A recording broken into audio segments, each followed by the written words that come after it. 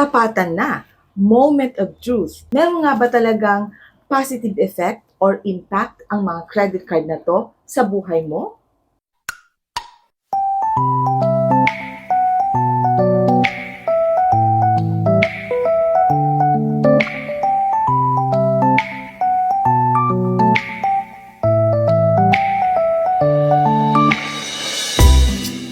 So hi everyone, Crisel Morales here. Welcome back dito sa ating YouTube channel.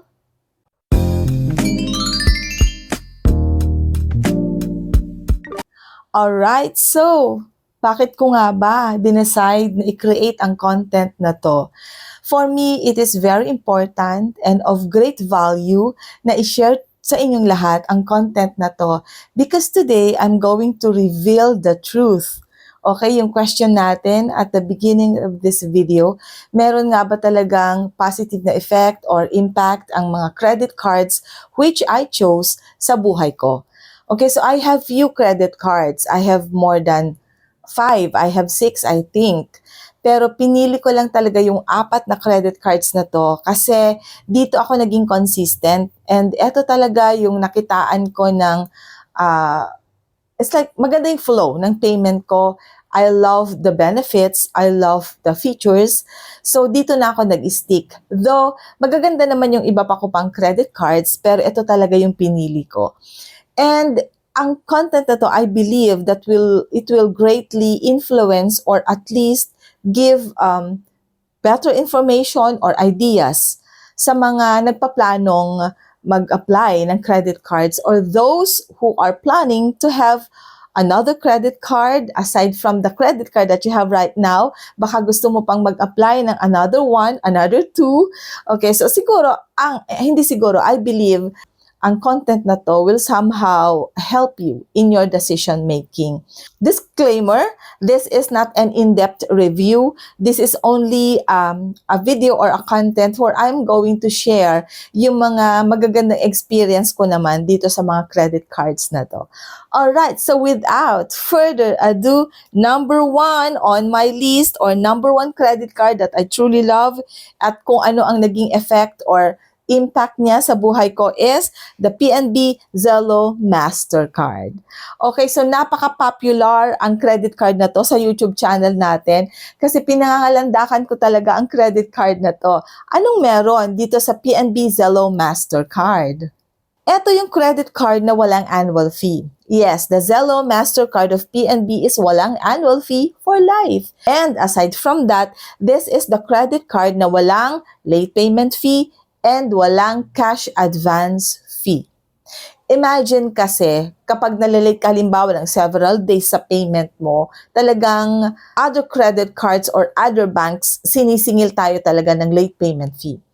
Pero, I'm blessed enough to have this credit card for the first credit card. Ito yung na-approve sa akin, ang PNB Zelo Mastercard, na walang late payment fee para hindi ko na burden pa. Yung sakaling malate ako ng 1 day or 2 days just in case, alam kong wala akong babayarang late payment fee. And aside from that, this is also the credit card na walang cash advance fee. Imagine kasi na tuwing magka-cash advance tayo sa mga automated teller machine, meron siyang fee na 250 pesos. So if nag-cash advance ka ng 2 times or 3 times, that is 750 pesos. Cash, cold cash. Hindi pala cold cash. Magiging ma-add up pala doon sa bill mo, credit card bill mo, kapag dadating na yung SOA or yung statement of account. So this kind of card is napaka-light lang siya. Though wala siyang points and rewards, but for me as a beginner before, when I had this one, okay na yung wala akong rewards and points kasi nakaka-pressure pa yun eh. Kailangan mong ma-meet yung spending requirement to be able to have that reward or to be able to have that points, wag na lang. 'Di ba? So, okay na ako dito. Yes, kaya ito para sa mga newbie or sa mga beginner, okay na okay ang PNB Zelo Mastercard. So, yung tanong, nagkaroon ba siya ng positive effect or impact sa buhay ko? Oo naman. Oo. PNB Zelo Mastercard. Next on the list, this is the East-West Privilege Mastercard. Ito yung pangalawang credit card na na-approve sa akin. So, nakuha ko to or na-approve ako dito sa East West Privilege Mastercard because itinawid ako ni PNB Zelo Mastercard. Yes, ang requirement lamang sa second credit card na a-applyan mo is the first credit card. So, kung meron kang credit card at maganda ang record mo doon, magandang history mo doon, maganda yung growing, yung credit score, o nag-i-improve ang credit score mo, ma-approve ka for sure. And ano pa ang dahilan kung bakit love ko din ang East West credit card na to? Because eto yung credit card na nagtawid din sa akin para makapag-apply at ma-approve sa East West personal loan. And yes, 2 beses ko nang na-renew ang aking personal loan sa kanila. And aside from the fact na okay naman ang interest, walang problema, magaan lang para sa akin. And kapag kasi in-approve ka ni bangko ng personal loan at maganda yung payment mo, eventually or apparently, i-approve ka ulit kapag nag-renew ka or nag-apply ka ulit ng personal loan sa kanila. So overall, nagkaroon nga rin ba ng magandang effect or impact ang East West credit card para sa akin?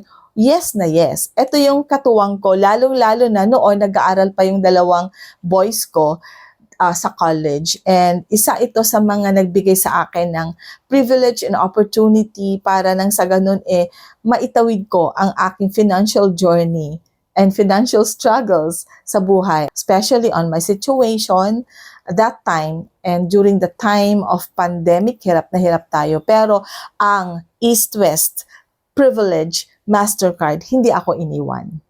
The third credit card na na-approve sa akin is si BDO Visa Classic. Yes, I was approved with BDO Visa Classic at ano naman ang gustong-gusto ko dito. I love their promos. Doon sa buy now, pay later, cash now, pay later, buy now, pay 3 months after. Yun yung mga promos that I love and truly nakatulong din ng malaki ito sa akin. Alright, imagine yung magsha-shopping ka and babayaran mo siya 3 months after. Oh, yung 3 months na preparation mo for your first payment is amazing. Wala ka na talagang masasabi.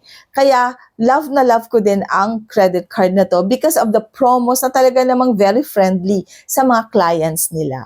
Though, ang credit card na to, hindi ko nga pala nasabi kanina, yung East-West credit card, meron siyang annual fee. Pero you have the privilege para ma-waive naman ang annual fee ng East-West credit card as long as you have a good history, credit history, and maganda yung credit score. And ito namang si BDO Visa Classic, meron din siyang annual fee. Pero ang maganda naman dito, yung annual fee ng credit card na to ay binabayaran mo ng installment. So yung paniningili bangko is installment basis.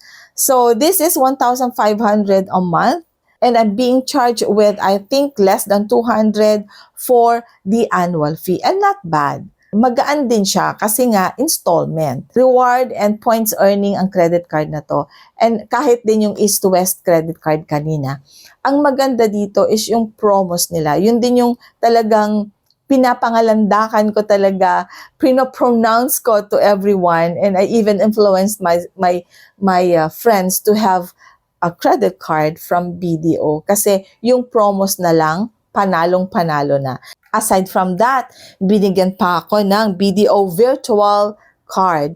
Ang BDO Virtual Card is designed for online shopping or online transaction. This kind of credit card is hindi siya matibay, flexible siya. So, it could be easily broken kapag pipilitin mo.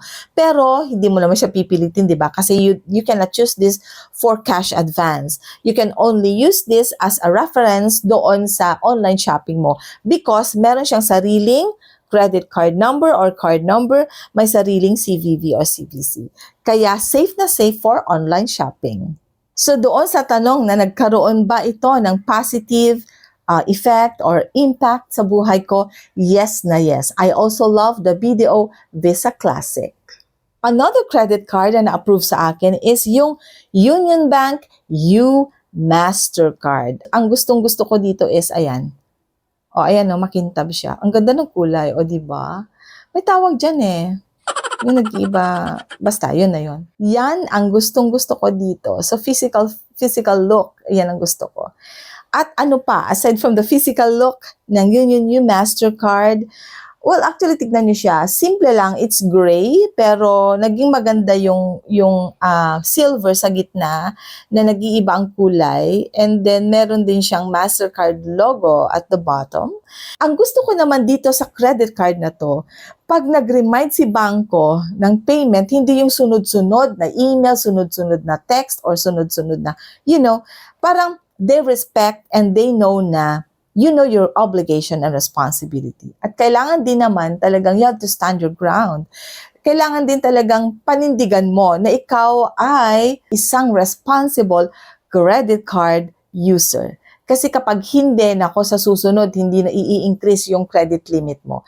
By being able to pay on time, magkakaroon ka ng magandang history, additional sa magandang history mo, and of course, nag-i-increase yung ating credit score, and madali lang talagang mag-increase ang bangko na to sa credit limit mo if you can prove a good credit history and a good credit score. So, doon sa tanong na naging maganda ba ang effect or impact ng Union Mastercard sa akin? Of course, yes. Naging maganda rin ang impact nito sa akin. And you know what? Ang mga credit cards that I have mentioned with you, sila yung mga naging katuwang ko in my financial journey and struggles, especially during pandemic.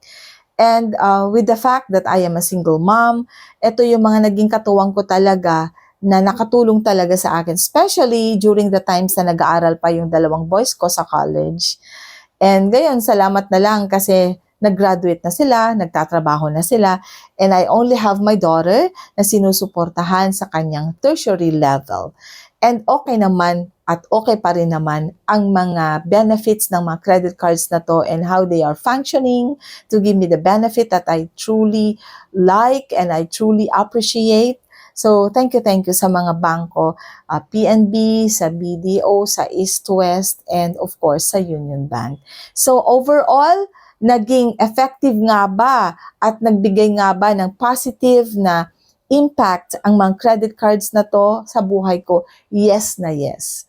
I can truly say one way or the other, many ways they help me, and truly na nagpapasalamat ako because I can consider that these credit cards are God-given. Nagiging burden lang naman sila sa'yo kapag naumpisahan mong hindi magbayad on time. Kapag nagkaroon ka na ng record of delinquency, kapag nagkaroon ka na ng burden dahil sinisingil ka na ni bangko, hinahabol ka na ni bangko.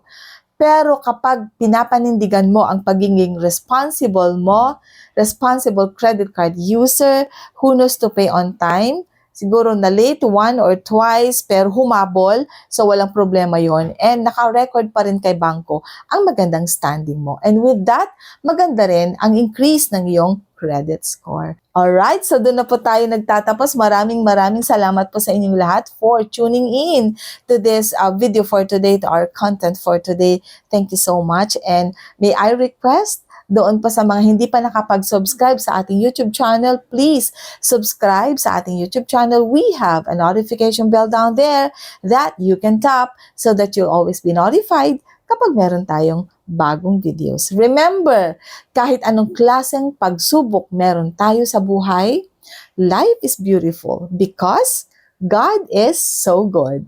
Bye everyone. Thank you.